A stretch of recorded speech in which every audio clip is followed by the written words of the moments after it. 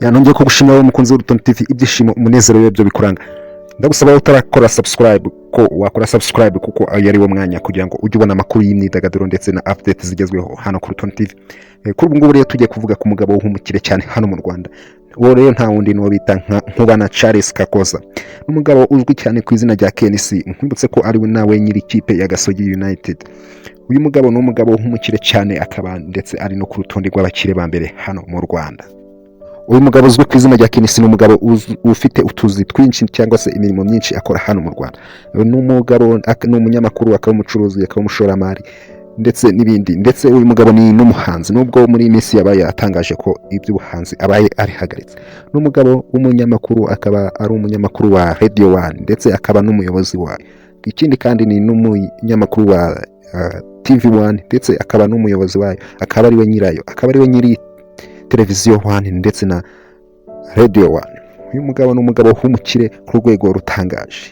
Ikindi kandi nakubwira kuri uyu mugabo nuko ari umugabo wubatse, ufite umugore ndetse n'abana.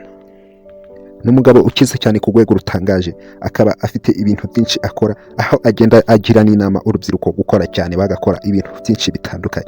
Ni umugabo ubona ko ageze ku rwego rushimishije. Ahangaha rero tumaze kureba ibi ngibi, twayareba ku mitungo afite ndetse n'ibintu bimwinjiriza amafaranga menshi cyane, tukareba aho urwego agezeho. Uyu mugabo rero afite inzu nziza cyane iherereye mu mujyi wa Kigali. Ni inzu nziza cyane, murayibona ku mafoto. Ni inzu ifite agaciro ka miliyoni 180 yose y'amanyarwanda. Urumva ko rero n'umugabo ufite agatubutse, umugabo ufite inzu ihenze gutyo, afite agatubutse. Tugiye ku modoka rero, imodoka ye murayibona, ni imodoka ye nziza cyane ya Range Rover y'umweru. Ni umugabo ufite Range Rover y'umweru ifite agaciro ka miliyoni 120 z'amafaranga y'u Rwanda.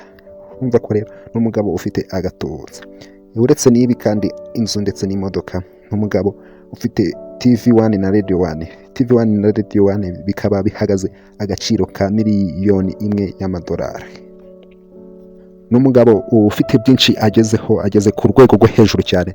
Akaba hari inama agira urubyiruko, akabagira inama yo gukora cyane ndetse no gukora hakiri kare, kuko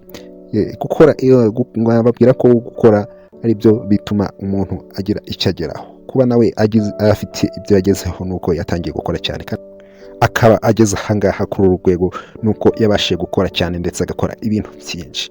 Uyu mugabo rero agira inama nyinshi cyane urubyiruko. Reka tumubwire ngo komerezaho kabisa, courage, komeza utera imbere. Namwe rubyiruko mubona izi updates zacu, mukore cyane kugira ngo ejo cyangwa ejo bundi muzagire urwego muzaba muriho. Kwibutsa ko ntahandi wasanga update nk'izi ngizi uretse ku Rutonde TV. Gusaba gukora subscribe, share, comment na like.